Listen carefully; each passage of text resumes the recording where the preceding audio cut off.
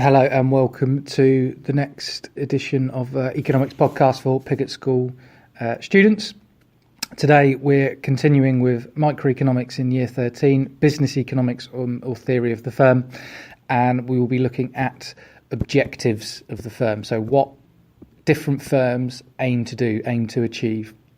First thing we've got to go back to is a bit of traditional or classical economic theory. We mentioned it when we looked at behavioural economics. Is that we assume, as well as economic agents, i.e. people being rational, we assume that firms are rational. So what that means in this case is that we assume firms are aiming to make profit. Now, this means in business economic theory, firms aim to profit maximise. Firms profit maximise where the marginal cost, so the changing cost from producing one more unit, is the same as the marginal revenue. Now, these things are equal and not the marginal revenue higher than the marginal cost. If we're maximising, to give a number example, if the marginal cost, so producing one more unit, say costs us £1.01, if the marginal revenue of that unit is £1.03, we're making 2p on that unit. But if we produce one more unit, the marginal cost is still £1.01 and the marginal revenue is now £1.02, we're still making one more p than we did on the last unit. So it's still worthwhile. You're not making as much money on the last unit, but you are still making money. So you will continue producing as a firm until we profit maximise where the marginal cost equals the marginal revenue. So this is what we assume that firms aim to do. But there are obviously other examples of objectives of firms. So there is revenue maximisation. This is where the marginal revenue equals zero. And similarly to the numbers with the last one, the marginal revenue is going to be equal to zero. So the marginal revenue is the change in revenue, what you're adding to revenue by selling one more unit. If you're making 1p, then you're still adding to your revenue. You're maximising your revenue if you're still making that 1p. When marginal revenue equals zero, then you're no longer adding to your revenue. So you've maximised it at the last unit. We've then also got sales maximisation. So your sales maximisation is where average revenue equals average cost. And the three, they're your big three, which can all be shown on the same diagram and practically are used by different firms, usually at different stages of the firm's life. So profit maximisation, that's generally your bigger firms. So if you're Microsoft, if you're Apple, if you're Tesco, they've got such a dominant market position, or they've got such market power, such high barriers to entry, that they can try and extract as much profit as possible because they're under no real threat because of those barriers to entry, the branding, the locations, the research and development, the patents, all of those things. They're under no real threat that if they are making profit, other people will enter the industry and try and take some of that profit. So your profit maximisation generally leads to abnormal profit or supernormal profit. And that's generally your bigger, well-established firms who are trying to make as much money as possible. Your revenue and sales maximisation, these are lower price and higher output strategies. So profit maximisation leads to a high price and low output.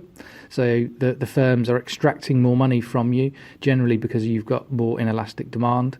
Whereas sales and revenue maximisation will have a lower price and higher output. So sales maximisation is going to have the highest output and lowest price. These are generally by smaller firms, maybe firms that are starting up in the market, and quite importantly, firms that generally want to gain market share. So Aldi and Lidl are probably the best examples of sales maximisation. It is their aim to get a foothold in the supermarket industry in the UK, so they've got quite aggressive expansion on stores and where they're opening. So the low price gets people into the stores with sales or revenue maximisation. This will build up their sales and market share, and then when they're a bit more established, they will start raising prices when they've got their own barriers to entry. There's also the difference between who within different industries or within different companies will be pursuing these strategies. So if you are a shareholder, you own part of the company, you will be receiving the company's profits, you will be wanting the firm to profit maximise because you're getting the money. So the more profit there is, the greater your share will be. So shareholders will generally want companies to profit maximise. If you are a director, managing director of a company, quite often targets, bonus targets and yearly targets are based on either revenue or sales or maybe even market share position. So they will be more inclined maybe to try and get revenue or sales up. So they might be pursuing revenue or sales maximisation. This is called the divorce of ownership and control. So obviously the divorce means the split of the owners, which is the shareholders, and control, which is the directors. And it basically just means they are not always pulling in the same direction. They don't always want the same thing. One of the ways you can obviously get round this is you have making that the directors and workers become shareholders of the company, but then you've got other problems like short-termism and information failures, where the directors and managers might do things for the short term to get the share price up, which is not necessarily best for the long term, but that is one way around it. So they're your big three that you'll be able to show on a diagram: profit maximisation, MC equals MR, revenue maximisation where MR equals 0, and sales maximisation where AR equals AC. There are also a couple of other objectives that we can mention. So you've got survival. If you're a small firm, your only real thought in the first few years will be to survive as a company.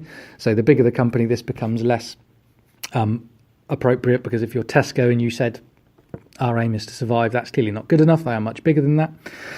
You might have ethical or environmental aims. So Innocent Smoothies might aim to give money to charity. You might aim to get a recycling rate down. So you might have some ethical aims, but they're really quite secondary to those top three of profit, revenue and sales max. Another aim which you could also discuss is what is called satisficing.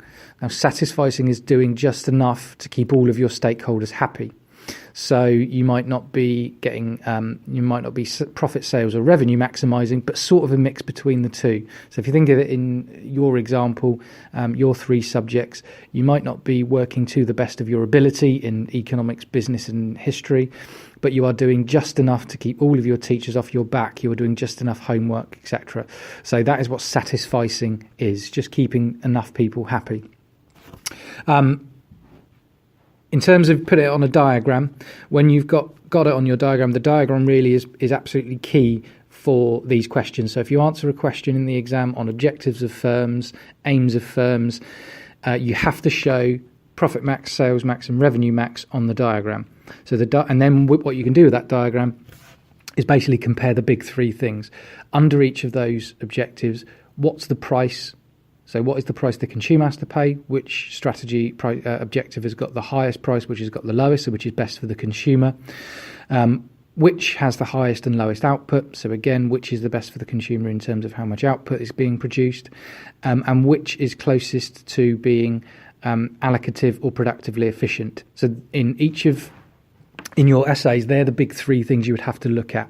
So as well as going through what the pricing strategy is, examples of how it would be used, divorce of ownership and control, you would look at the price, output and efficiency levels for each output. Is it good for the firm? Is it good for the customer? Looking at how you would evaluate and conclude in essays, one of the easiest ways to conclude is to discuss the fact that often firms have a range of objectives. So you might say, a bit like satisficing, that some people in the firm might want this, others might want that. In reality, you're going to want a bit of ethical consideration in your objectives. You're going to want a bit of profit maximisation, etc. So often firms will have a range of objectives to consider. Also, that they will change over time.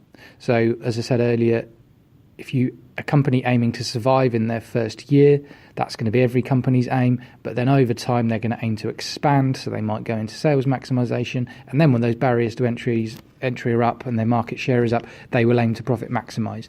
So firms have got a range of objectives, and also these objectives will change over time.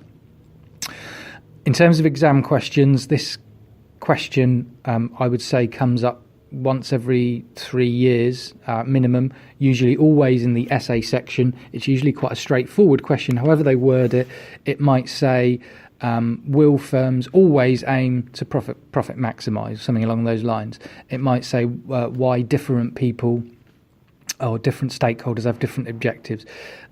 But it basically wants you to answer the same thing. Remember, you should always be simplifying your questions. And in this case, it's basically looking at what are the objectives of firms, what are they and why are they different, and who within the firms may want these objectives, who might want different things, and basically who benefits. Is it good for the customer? Is it good for the company? The company will say abnormal profit, research and development. But you've got to look at in terms for the customer. Is it good in terms of output? Is it good in terms of price?